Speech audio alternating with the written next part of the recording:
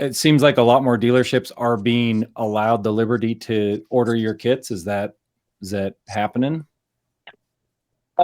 So somebody very high up at the plant in Michigan called in to our sales line, and they spoke to Will. And I guess Will, to be honest, I have to give credit to my staff member Will because that's all of his heavy lifting. He has stopped at nothing to try and apply pressure to General Motors to take care of these customers and use the parts that are proven to fix these units. And he pretty much as an individual, at least on our team, has made that happen. So Will called me one day and he was super pumped up. And usually when he does that, it's like, dude, some company just bought like 20 transmissions or some crazy like that, right? Yeah. So I knew his tenor and I was like, what are you going to tell me? And he's like, I just got a call from, and I forget the title, but it was something very, very, very close to the top at General Motors.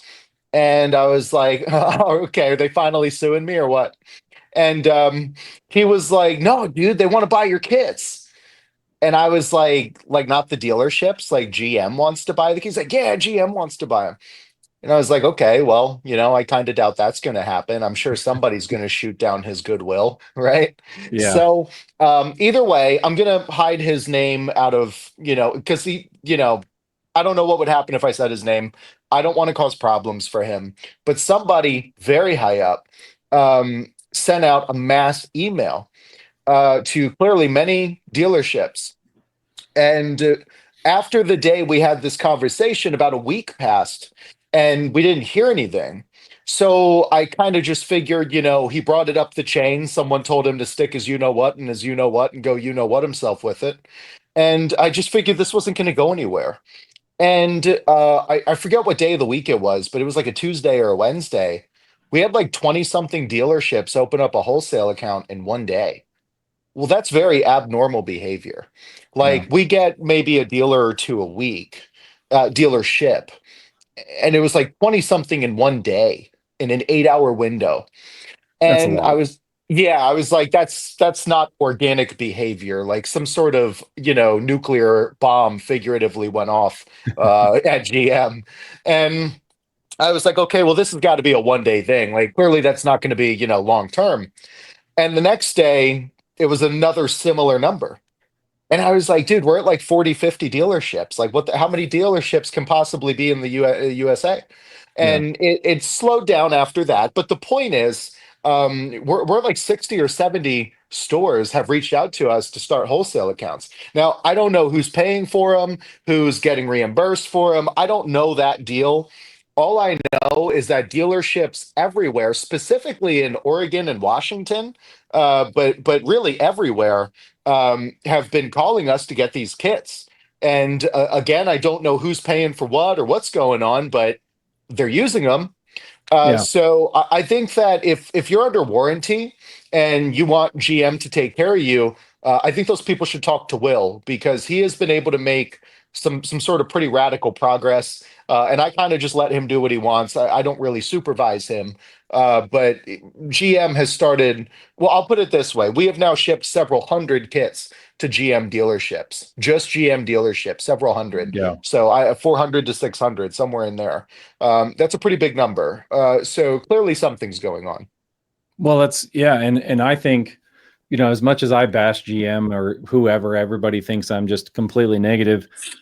I personally think it's a step in the right direction. I don't care if the dealerships are paying for it or GM or whatever. GM was ultimately probably paying the bill, but that's a good thing that they're willing to take care of their customers. I think they realize that they have this problem on their hands that they have to fix. Whether this is a stopgap solution or maybe it's long term, I don't know. Maybe they'll say, well, we have 10% failure rate. We'll replace those with next gen kits. I don't know what the directive is, but hey, it's better than the stock, right?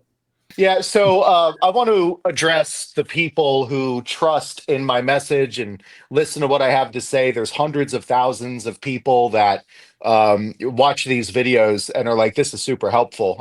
This guy is really helping me with his information." I want to give everybody a really important piece of context. Okay, I don't really read all the comments because I can't. It's not possible. All right. I read some of them and then I'm like, look, there's no way to keep up, right? So I know that some people, it's very, very small portion, but some people are like, man, this guy's so arrogant, he's full of himself, etc. I want to point something out. We have had table manners in the automotive industry essentially forever. And it has resulted in the automotive industry that I have committed my life to decaying into a Super Bowl of consumer fraud and abuse. And everybody who has had table manners and sterility when they went after the automotive industry and tried to play it nice and softball questions, Motor Trend, Car and Driver, Road and Track, all right, hasn't gotten anywhere. When I call General Motors a cartel because I believe that their behavior is morally criminal when they willfully abuse customers when they know there's a better solution, in my opinion. When I yell at the camera saying, how about you sue me? Right? Because what are you going to do? I'll anti slap you. You'll pay my legal fees. It's not defamatory, it's my opinion. When I behave that way, I'm trying to make as much of a seismic impact on the way these companies operate and communicate as I can. Anyone who was alive for the last election knows that podcasting is the new media. And if you have a big voice on a podcast, you're better than a big voice on CNN or CBS. The last election proved that, regardless of your opinions on politics. It did. Clearly, something about my arrogance and bombasticism, if that's a word, my something about that behavior made enough of a seismic impact at General Motors to where we got some of the most important people in the company calling us to put these kits in your vehicle, and many of them not even charge you. Clearly, my behavior saved a lot of people's business, a lot of people's vacation, a lot of people's way to get to work. Clearly, something about being an saved and helped a lot of people. So I'm proud to be because clearly I helped people. And I mean that. I mean that. Yeah. I'm glad I was able to help even one person. I'm glad that hundreds of these kits are now going to the franchises because they want to do something right. So, Yeah. Yeah. And I hope they continue to do it. I think it'll, given what I've seen, and everybody says I'm just, oh, these guys are in bed, these just selling next gen kits. I don't care. Hey, if they're reliable and they're better than factory, sure, whatever. It's then sure I endorse next gen. Woohoo. It's so people are oh so man. they always think there's something nefarious going on, but then like you said, then they don't question. They never question like legacy media or very large YouTubers that have like millions of subs and they're, I know. going and do these. They never question them. But then the small people, it's like, yo, we're gonna question them all day long. It's Man, bizarre. you know what I get a kick out of? I've noticed that ever since I started going around on media and educating people on what I know, there have been all these Facebook accounts. And now I don't use social media, so these things get brought to my attention for intermediaries. But we have had all these accounts, no profile picture, fake names, just obviously not legitimate accounts.